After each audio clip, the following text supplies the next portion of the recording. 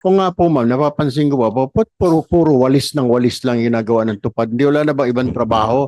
Naka-t-shirt, nakalagay tupad. Akala ko nga nung una po, mayroon po ako nadaan na bayan, naka-t-shirt. Akala ko, kuan po yun yung inmate o PDL eh. Yung pala tupad pala siya, nakadilaw na t-shirt. Sabi ko, ay tupad pala ito. Pero wala na po bang iba na way na kailangan ba talaga sila magwalis, bibigyan ng dustpan at walis tingting? Di ba pwedeng magpintura man lang dyan, magpintura ng mga eskwelahan, mga classroom na sira, etc. Is there any other way? Just sweeping lang? Tama po si nanay? Ni-recognize po natin yung mga inputs po ni nanay, no.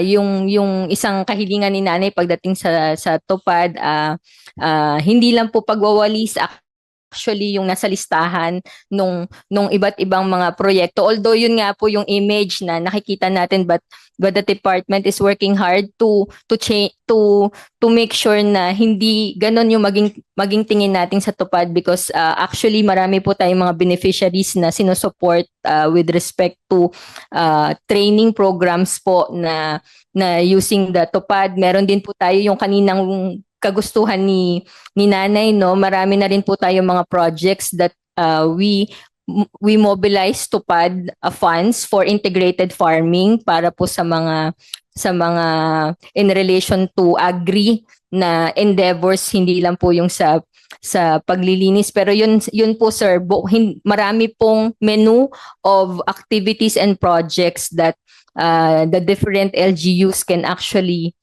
propose para po yun yung maging mas maitawid natin at magamit natin yung tupad for a more sustainable employment opportunities para sa ating mga kababayan. Pati din po doon sa comment po ni nanay regarding sa job fair, we take note of yung comment na yung tignan po namin kung paano pa namin mas mapapaganda yung access ng ating mga 4Ps, because we have initial partnership already with the SWD wherein we conduct specific job fairs for senior high school, for 4Ps beneficiaries. So, may pagkilala po kasi tayo na dapat talaga ay maitawid natin yung ating mga 4Ps beneficiaries to employment para yun po talaga yung magiging way out of their poverty. So, ano po namin yun sir, but yung rest assured po na hindi lang po yung paglilinis ang core ng tupad, but there are more sustainable projects that we can support under the tupad funds. Thank you, Asek De Castro. Dito po sa 4Ps, meron po tayong mga gagraduate na, di po ba? Sabi natin na medyo not poor na.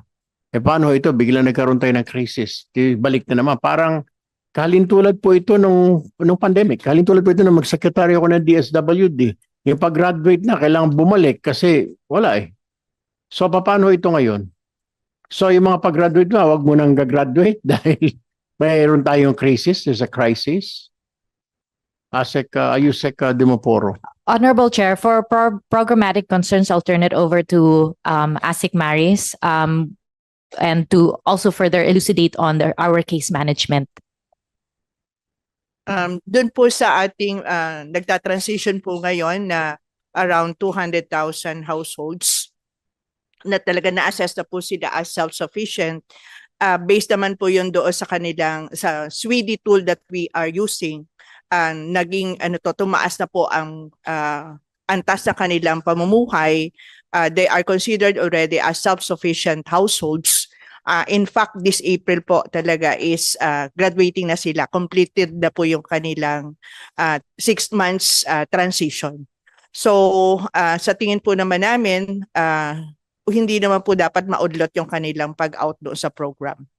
Kung may mga iba man itong impact naman po nitong oil crisis, may iba namang siguro ibang programa po na pwedeng tumugon, but not necessarily the 4Ps program. Dahil may mga naghahantay na rin po talaga tayo ng mga waitlisted na kinakailangan na rin po makapasok, at yun po bagong identified po based doon po sa CBMS na isinagawa po ng Philippine Statistics Authority.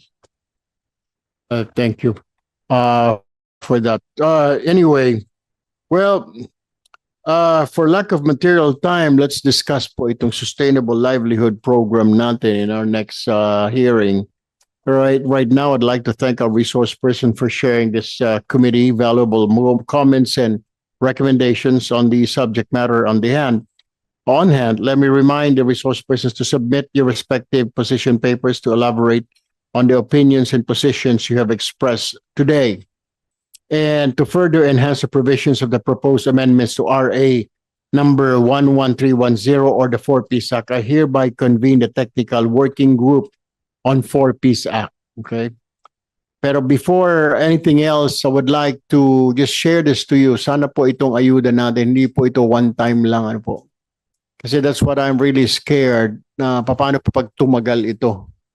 Paano po umabot ito na hanggang June and we have to prepare and brace ourselves, lalo na po yung mga mahirap na kababayan natin, yung very vulnerable sectors po, yung ating mga manggagawa, lalo po at magpapasukan po. Ngayon nga po, bakasyon mga bata, pabakasyon, nararamdaman po ng bawat pamilya. How much more po pagdating ng pasukan? This is double whammy.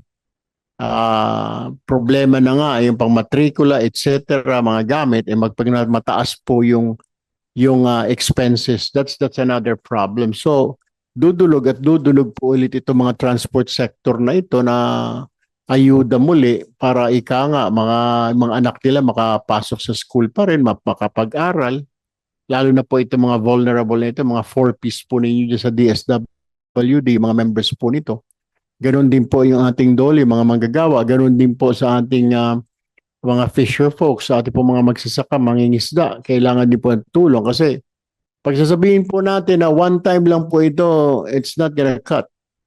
Hindi ho talaga po pwede. Dahil kung ito po ay tatagal hanggang Mayo, Hunyo, Abril po tayo, medyo 1 buwan, 2 buwan po mas mabigat. Kung lumamabot pa po ito ng hanggang Hunyo, which is pasukan na talaga mahirapan. So I guess there should be an effort. And I think meron po tayong ginagawa dito kami sa Senado, yung tinatawag namin Protect, okay, to bring all these agencies together and let's put all our heads together to work para sa mga kababayan po natin. We in the government agencies, this is our job.